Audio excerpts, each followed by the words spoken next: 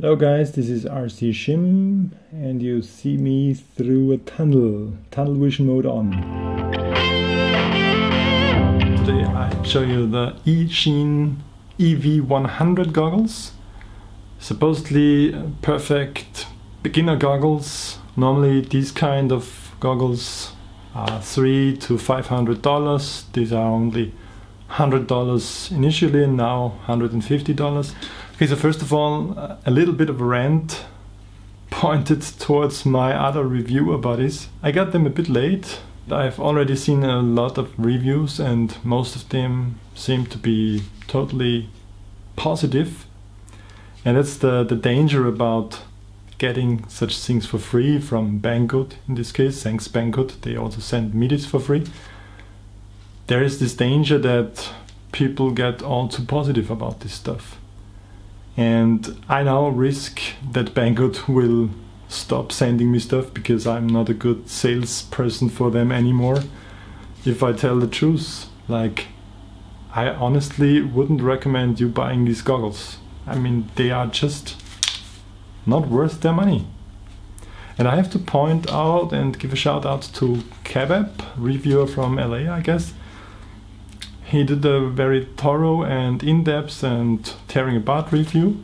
He was the first to show how small the field of view actually is. He didn't only say awesome and 2 thumbs up about this, so check out his channel. The other guy that I want to mention is Stu from UAV Futures.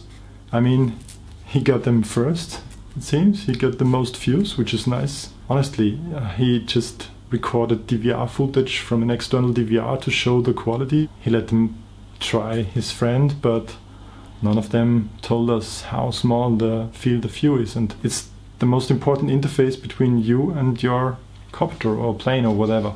I'm quite disappointed. I wouldn't have chosen them for review, and then I saw how many thousands of pre-orders were placed on these because they seem so attractive and so cheap. Okay, I have to take a look at them for you guys. The one that I'm looking right now is the Top Sky FX7 or something like this. They are direct competitors to the Dominator HDs. They have huge field of view, DVR, all the nice things. So they are really looking good. They even have the slot for the Fat Shark compatible receiver modules, which is really awesome and which you should take a look at.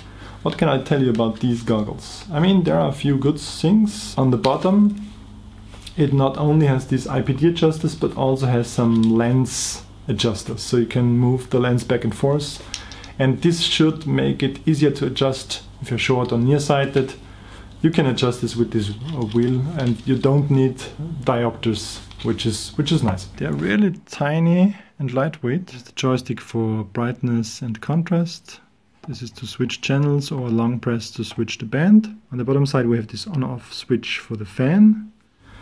It has a fan, which is a must for me, and it has this faceplate style. It's way too thick, so you have to adjust this with a knife to suit your face. The battery looks nice. It also has this indicator how full or empty it is. You can charge it with USB power, so I really like this. This is no balance plug here. This is just an additional power plug for the DVR, as I've read. That will come out somewhere in the future. To sell 1000 milliamps, which is not too much. I mean, the Fat Sharks, they have the indicator as well. They have a true balance plug, and they are to sell 1800, almost double the capacity. We have an audio in and out port here, the power port, headphones port on the other side, USB for maybe firmware upgrades in the future. What I'm missing here is a DVR, of course. It's a price decision not to include a DVR here.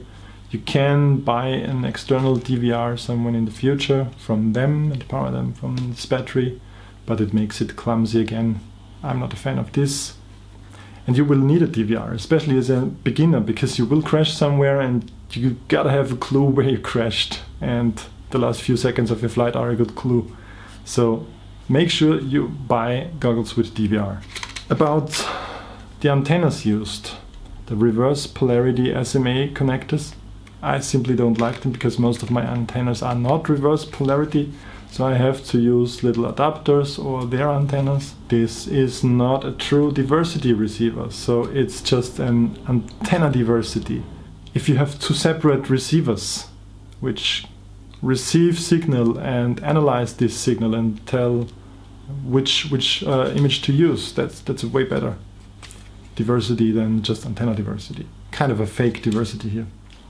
Field of view, my main concern with these goggles. Give you a bit of background to field of view. Your eyes have around 90 degrees field of view. You're used to this. The peripheral vision isn't sharp, it only shows your movements and you react to movements. But you really need a good and large image for an immersive FPV experience. I was lucky enough to pick the right goggles first when I started FPV, and I started with 45 degrees field of view, which felt naturally, which was awesome. Of course, back then they weren't sharp, they had issues that were fogging up, and also of course they weren't great, but they were the best from the field of view perspective. Later I got the Attitude SD, which only had 35 degree, and that was about the lower end of field of view that I felt comfortable flying with. And then I went back to the Dominator HD with 46 degrees field of view, which is really nice, and you have a large field of view, 50–60% of your field of view, and fill it with a good image. And that's what you want to have, not only a tiny thumbnail view. I can tell you, you will not get an immersive flight experience with 28 degrees field of view. That's just not gonna happen. Okay, here's an important thing. Not only the field of view of the goggles is important, but also the lens you use. And these two things have to match, or else you won't get any fun with it. So for me, I fly with large field of view on the goggles, so I also need a large field of view on the lens, like 2.1 millimeters. A very wide angle on the lens produces an image that fills the wide field of view on your goggles, and you don't have this zoomed in too large effect. Or like here, 28, very narrow field of view, you also need a narrow lens on this. Maybe then you can get away, but still you have this tunnel vision with these goggles. And also, if you felt like you tried box goggles with this huge field of view and didn't like it because the image was too large, you had to move around too much. It may be just the case that you had a 2.8 mm lens or whatever and were too much zoomed in. So you need to zoom out, means you have to have a 2.1 mm lens, and then maybe it's another story. So just go ahead and try this. Okay, so what I've done earlier is I filmed into with the same distance for each goggles to show you the size comparison, the comparison of different images, different field of views. And we can take a look at them now, and yeah, then you will be convinced, I guess.